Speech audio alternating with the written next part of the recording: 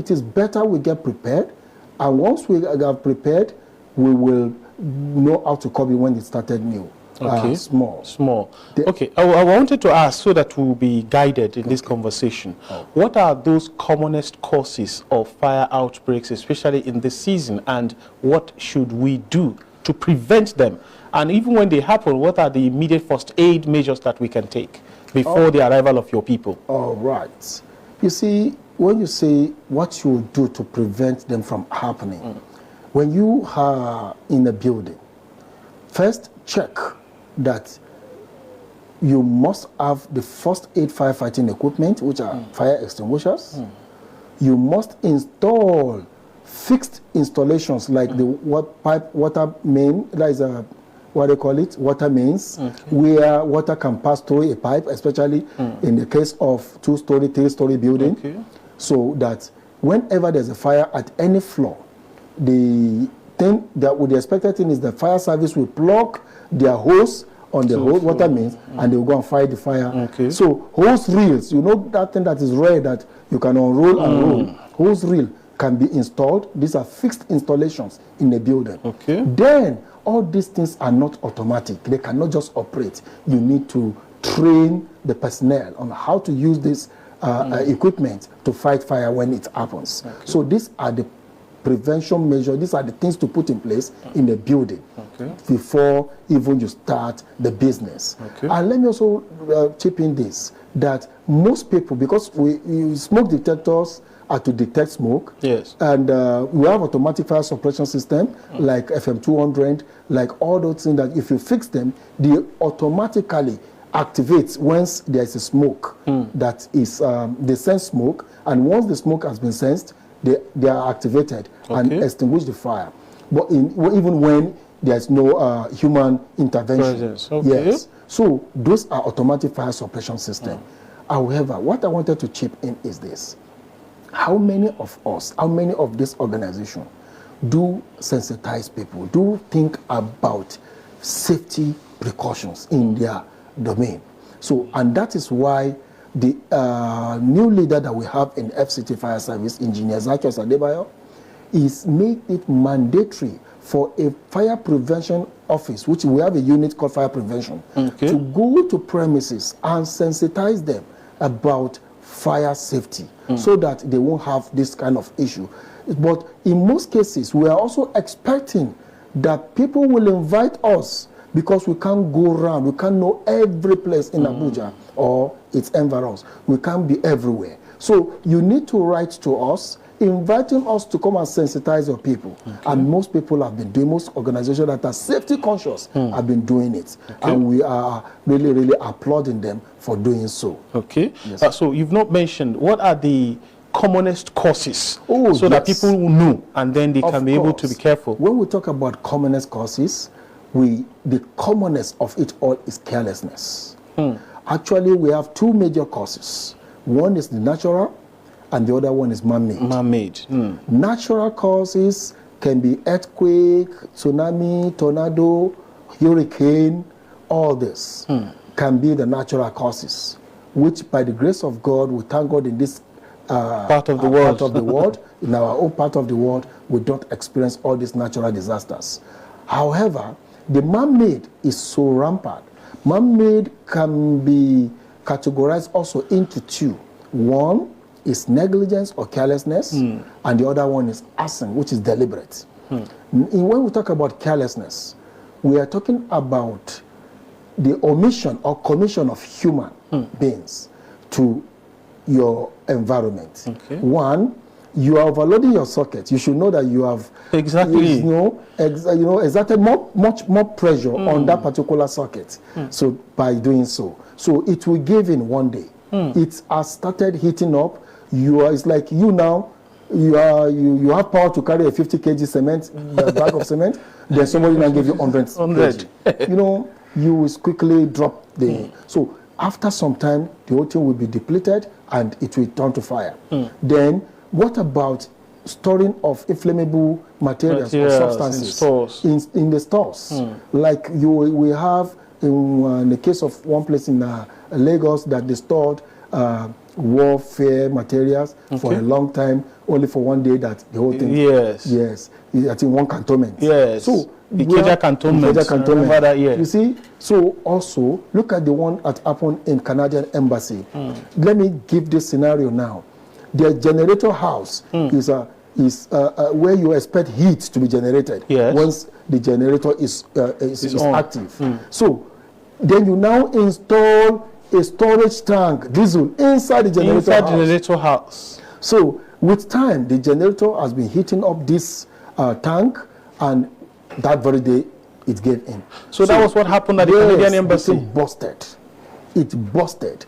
And the tank was installed at the entrance points. So the people that were working inside were four staff. There was no way to enter to come out. So that is why we had that fatal injury of 2 of them, and then the 2 others have sustained various degrees of injury. So that is one of the things that is causing carelessness. That is one of the carelessness.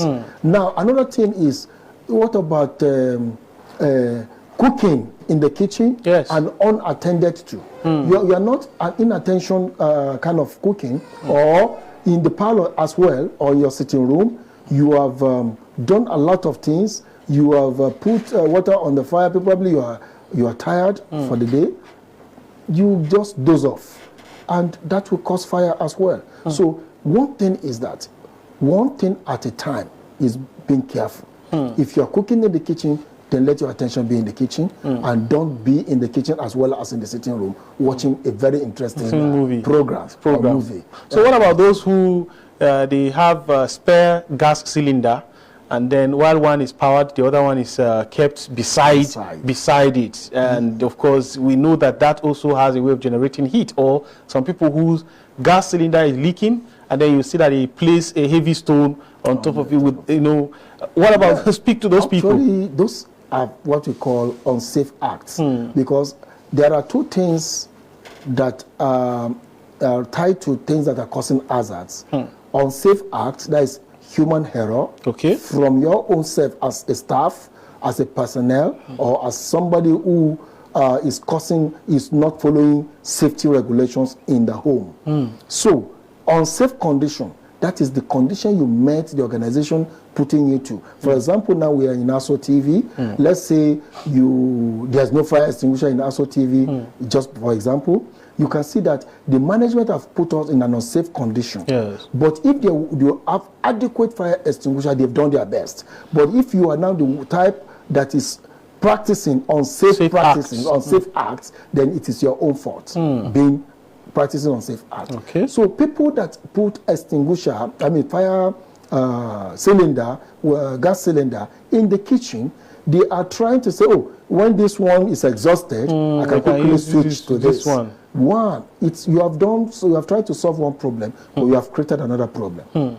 Another problem you have created is that there's a time bomb in the kitchen, and it can explode anytime. So by the time the heat is generated, and it is affecting the cylinder, the moment the cylinder gives in, and there will be more explosion. And one thing about fire is that it starts small. And when it starts small, you can use first aid firefighting equipment like fire extinguisher to extinguish it. But gas fire doesn't start small.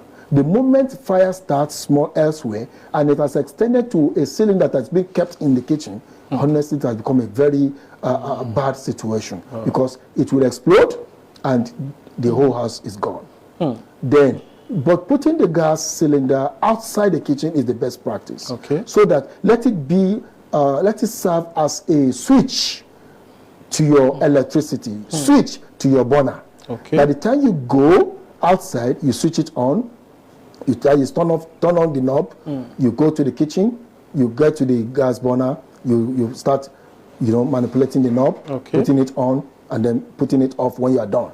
So when you are done, also go to the cylinder and switch it off, so that there won't be any passage of the fuel from the hose to the burner. And in most cases too, don't leave any remnants of the fuel on the hose even after the cooking, because what we'll do is that we have class A type of fire, class B type of fire, class C and D type of fire. Class C is the one that involves gaseous materials. Okay. So by the time you switch off the cylinder and you still have the cylinder, what is it called? The fuel in the hose. By the time there's a fire, from even maybe from a stabilizer or something else, it can also get to the burner. And once there's a remnant of the fuel in the hose, it will still lead the fire more. Definitely. So the best thing is you can go to the burner and to the cylinder, put it off, and while the burner is still burning. So by the time it exhausts the remaining, it will just turn off, and then you're now off the knob. All right, you have done the best practice. You've spoken so well and so much about the need for training and retraining. At the FCT Fire Service, you did mention that you have a fire prevention unit. Do you also have enough manpower that will cater to the needs, especially with respect to training to the organizations, homes, and other people who may need this training? Because, like you said, you can have every other thing intact, especially the first aid, fire prevention equipment, but if you don't have a trained person who knows how to use it, it's as good as you don't have it. And this now makes the training very, very imperative. So do you have you have enough personnel on ground who can be able to go around to provide this very much needed training? And how can people be able to reach your organization to be able to access this service? All right, thank you so much. When you talk about manpower, at a point when FCT Fire Service was established, we had few personnel. But you can see that the city is also growing. Yes. So more companies, more firm organizations are coming into the city of Abuja. So manpower that we had then cannot be sustainable, and it cannot serve the population that is coming into the Abuja city. So we now have more manpower as well. But let me also confess this on this the international TV station that we still need more personnel. Okay. We need more fire stations to cover the areas in Abuja, because we have about 14 fire stations in Abuja right now as we speak. Okay. In area councils, we have at least one each. And yes, each. And in what they call it, in Gwagwalada, we even have 2, because we have one in Gwagwalada and we have one in Zuba. Zuba is under Gwagwalada Area Council. We have 2 in Buhari, because Buhari has 1, Kubwa is other Buhari Area Council. So we also have 1 in Kubwa. So all others, we have 1 like that. But honestly, to be honest with you, they are not sufficient. They are inadequate, because in Maitama alone, we need about 3 fire stations. We don't have any in Maitama. In Gwarimpa, we have only 1 fire station.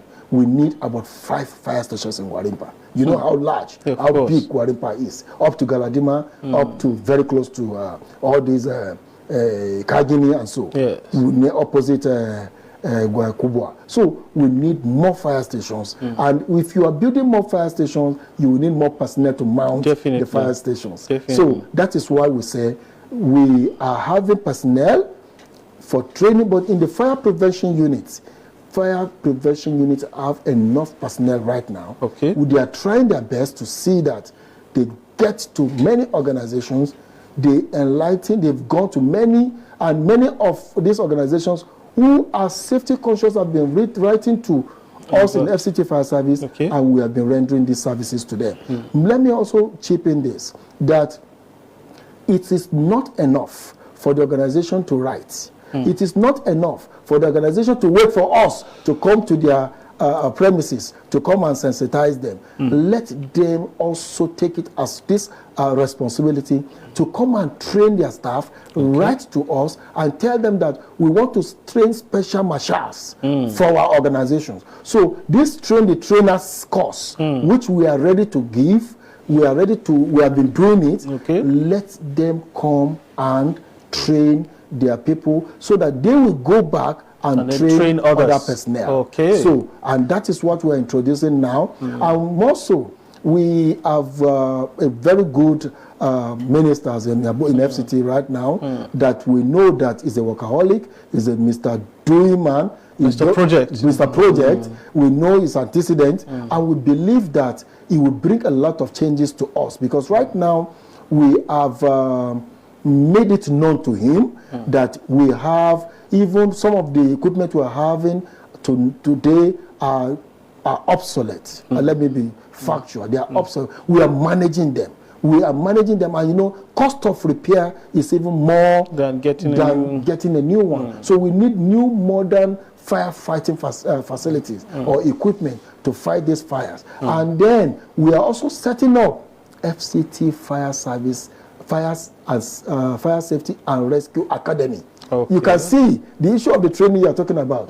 People can now come there and even do a regular course and get diploma and get degree, and that one is coming up soon. Okay. I just use this opportunity to let the public know that even we have stepped further, not limiting it to that local kind of arrangement training, and then it's going to be certificated and it's going to be internationally recognized. All right, although we're drawing closer to the end of the program, but quickly I would like to ask, because as you rightly mentioned earlier, Abuja is growing. Of course. And as the city expands, there is also the need for expansion of services, especially like the kind of services that you provide.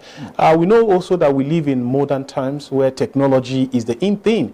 We have seen in other countries, advanced countries such as Dubai, where, for example, you can be seated here and control a drone that will carry water and chemical and every other thing and fly from here without having necessary to use the roads where there will be traffic and all of that. It can just take off from here within the next 1 minute. It's in Gwarimpa, quenching fire.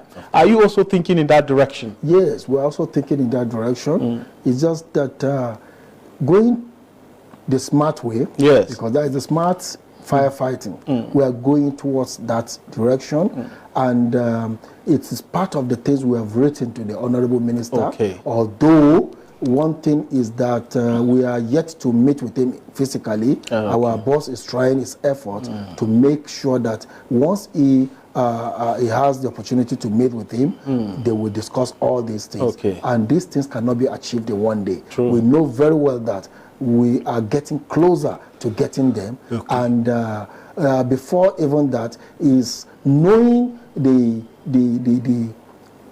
place that is on fire. For example, now there's fire in Gwarimpa, we should be able to see it in our office. Exactly. Yes, there's a particular fire in Gwarimpa, and then we turn on the Gwarimpa fire station to fight the fire. So most of this technology, they have come in, and we have started installing them one after the other. We know that we'll get there soon. Are there contacts that you would like to share with the general public in case they need your service as quickly as possible? Of course.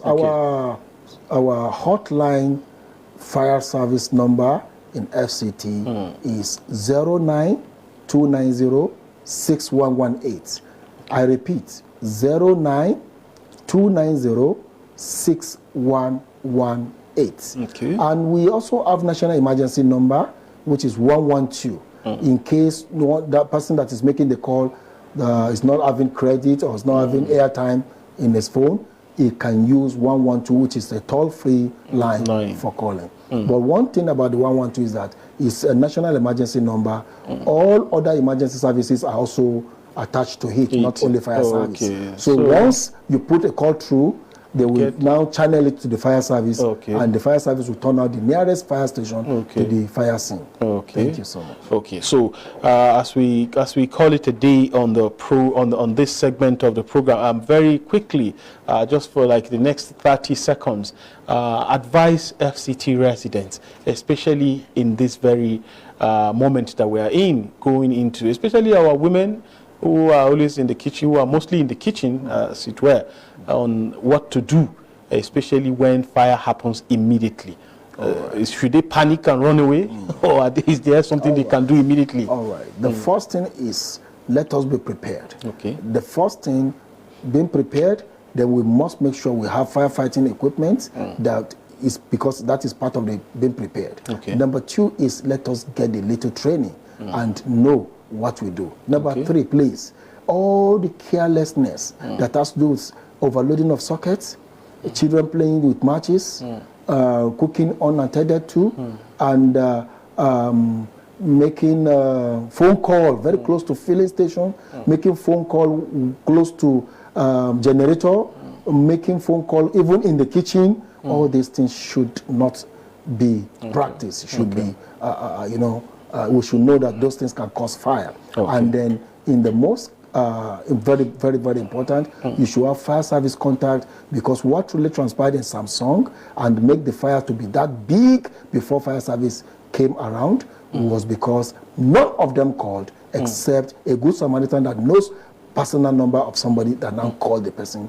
and they now turn out for the fire. All right, there you have it. We've been speaking with the Superintendent of Fire, Ibrahim Mohammed Tawheed. He's the Public Relations Officer of FCT Fire Service, and we've been discussing curbing incessant fire incidents in the FCT and, of course, in Nigeria at large.